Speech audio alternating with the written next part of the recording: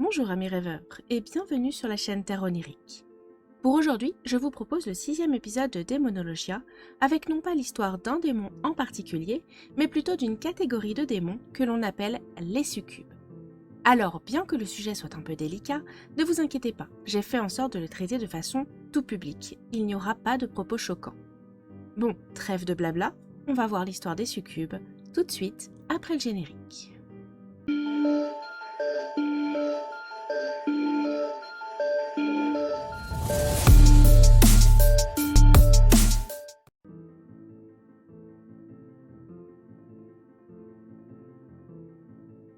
Petite précision pour commencer, le mot succube est un mot masculin. Donc bien qu'il désigne des démons de type féminin, et même si c'est moche, on dit un succube.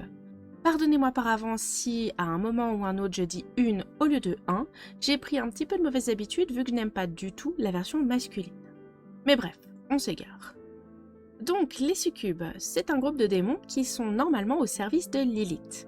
Je vous ai parlé d'elle dans le tout premier épisode de Démonologia, je vous mets d'ailleurs le lien en barre d'infos si vous ne l'avez pas encore vu. Je vous dis normalement au service de Lilith parce que dans de très rares cas, vous pourrez trouver une autre démone à la tête des succubes, une démone qui s'appelle Massabakès. On l'appelle aussi la reine des succubes.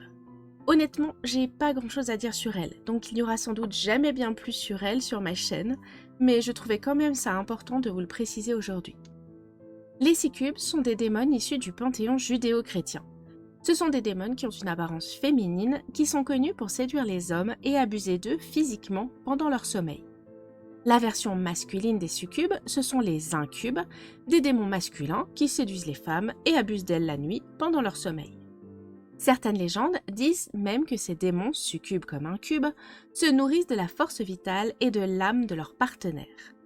Dans la saga littéraire Succubus Blues, que je vous conseille vivement, c'est d'ailleurs l'un des côtés obscurs de l'héroïne Georgina, qui est un succube qui est obligé d'avoir des rapports avec des hommes pour survivre. Le terme succube vient du latin succuba, qui signifie concubine. Ce n'est qu'à partir du XVIe siècle qu'on va utiliser ce terme pour désigner le démon séducteur femelle. La légende dit que les succubes prennent l'apparence de femmes défuntes pour faire croire à leurs proches à leur résurrection. Ces démons séduisent alors les hommes qui les ont trahis, ont des rapports avec et les abandonnent ensuite. De par leur lien avec la sexualité et la sensualité, un rapport avec elles serait si intense qu'aucune autre femme ne pourrait jamais l'égaler, laissant l'homme dans une frustration constante. Les attributs principaux des succubes les rapprochent également du vampirisme, dans le sens où ils absorbent une part de l'énergie vitale de leurs victimes. Ils ont donc un rapport étroit avec la mort et la dévoration, qui sont des thèmes démoniaques, mais également souvent utilisés comme rituels initiatiques dans certaines sociétés traditionnelles. Le succube est un être à la fois désiré et redouté. On retrouve des créatures similaires dans plusieurs civilisations. En Hongrie, par exemple, il y a les sorcières de Szeged, excusez ma prononciation, ce sont des femmes qui chevauchent ceux qu'elles aiment ou qu'elles détestent.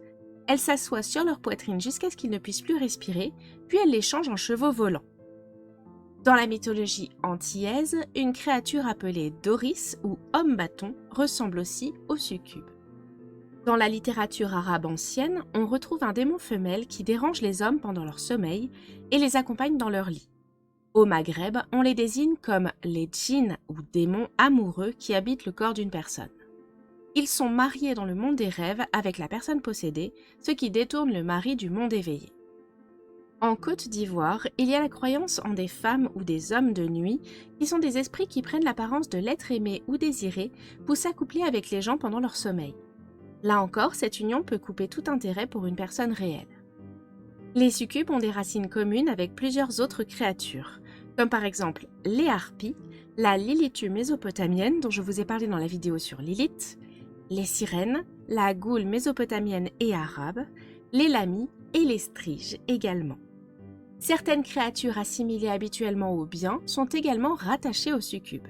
Il s'agit des nymphes et des dryades et c'est dû principalement à leur féminité souvent excessive, une sensualité qu'on leur donne souvent et le fait qu'elles sont souvent décrites comme entièrement nues. Le mythe de la déesse égyptienne Bastet est également souvent associé au mythe des succubes. Alors pareil, Bastet, je vous en ai parlé sur la chaîne il y a un petit moment, vous trouverez le lien en barre d'infos si ça vous intéresse. Bastet est rattachée aux succubes car, comme eux, elle dispose d'un statut de femme fatale, protectrice mais dangereuse. Et dans les deux cas, Bastet et succube sont une allégorie de la féminité, la séduction et la cruauté. Des mythes qui parlent de l'union entre des déesses et des mortels ne sont pas récents. Bien que là on parle de démons et donc pas tout à fait d'un dieu ou une déesse, disons que ce sont surtout les unions entre créatures mystiques et mortelles dont je parle ici. Dans la mythologie grecque, on retrouve tout un tas d'histoires qui mettent en scène la séduction d'un mortel par une déesse ou une créature légendaire. Rien que la semaine dernière, je vous parlais de l'union et la descendance de Circé qu'elle avait eue avec le héros Ulysse. Dans les traditions chamaniques, il existe également une union entre le chaman et la fille de l'esprit de la forêt. Il s'agit en fait d'une union sacrée entre les deux, souvent conclue par un acte sexuel. La créature mystique prête alors sa force au chaman au travers de ce mariage sacré. Dans la pop culture, le succube a bien entendu une place bien précise. C'est quasiment toujours la créature maléfique venue séduire le héros pour lui nuire et le détruire. C'est pourquoi j'ai eu envie de vous parler de plusieurs œuvres dans lesquelles leur nature maléfique est bien plus complexe que ça. Tout d'abord avec les livres Succubus Blues dont je vous ai parlé un petit peu plus tôt. Pour vous le résumer rapidement, on suit l'histoire d'un succube qui s'appelle Georgina et qui vit sur Terre. Elle travaille toujours pour les enfers et elle est passionnée de littérature. Il lui arrive tout un tas de péripéties avec d'autres créatures mythiques et franchement, je vous conseille vraiment de les lire parce que l'histoire est très originale et très bien écrite. Côté série, je vous ai plusieurs fois parlé de Lost Girl qui est une série peu connue mais pourtant très intéressante aussi. Elle est difficilement trouvable aujourd'hui parce qu'aucune plateforme de streaming n'en a acquis les droits. C'est fort dommage à mon goût. Dans cette série, on suit les aventures d'un succube qui, si je me souviens bien, mène des enquêtes avec l'aide d'autres créatures surnaturelles. Les effets spéciaux ne sont pas toujours très bons, mais l'histoire reste pas mal. Pour les animés et les mangas, j'ai surtout retenu pour aujourd'hui la magnifique Albedo dans Overlord. Même si je n'ai pas beaucoup suivi cette histoire, j'ai quand même bien aimé l'idée du succube qui est inconditionnellement amoureuse du héros juste parce qu'il a modifié son programme informatique. Car oui, à la base, Albedo c'est un PNJ dans un jeu vidéo, jeu dans lequel le héros se retrouve coincé après la fermeture des serveurs qui l'hébergeaient et qui avait à la base modifié Albedo pour rigoler. Dans les jeux vidéo, on retrouve également des succubes, notamment dans League of Legends avec le personnage d'Evelynn. Je vous donne vite fait son lore, vous allez comprendre pourquoi je vous dis que c'est un succube. Dans les sombres failles de Runeterra, le démon nommé Evelynn cherche sa prochaine victime. Elle attire sa proie en se faisant passer pour une femme voluptueuse, et dès que sa cible succombe à ses charmes, Evelynn révèle sa véritable nature.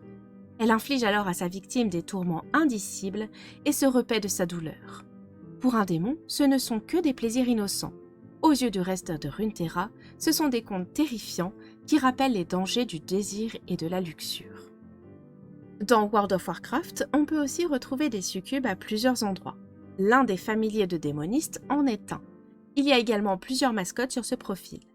Et bien qu'elles ne soient pas clairement assimilées aux succubes, certaines femmes Eredar sont parfois très sexualisées et peuvent parfois être confondues avec des succubes. Dans la saga Final Fantasy, les incubes et les succubes sont eux aussi présents depuis longtemps dans les différents opus.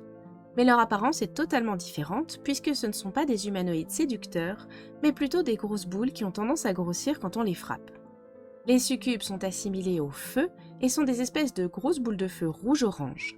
Les incubes, eux, sont assimilés à la glace et sont des grosses boules de glace bleues. Pour finir, un petit tour vers les jeux de rôle parce que ça fait un moment que je vous ai pas parlé de Donjons et Dragons. Toujours est-il que le succube, tout comme bon nombre d'autres démons, dispose d'une place de choix dans les jeux de rôle fantastiques. Dans D&D, le succube est un démon que les personnages peuvent croiser, séduire, être séduits par, voire même ils peuvent en être les descendants.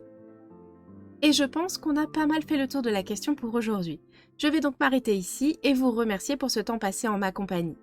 Je vous fais de gros bisous et je vous donne rendez-vous très prochainement sur Twitch et à la semaine prochaine pour un nouveau voyage sur les terres oniriques.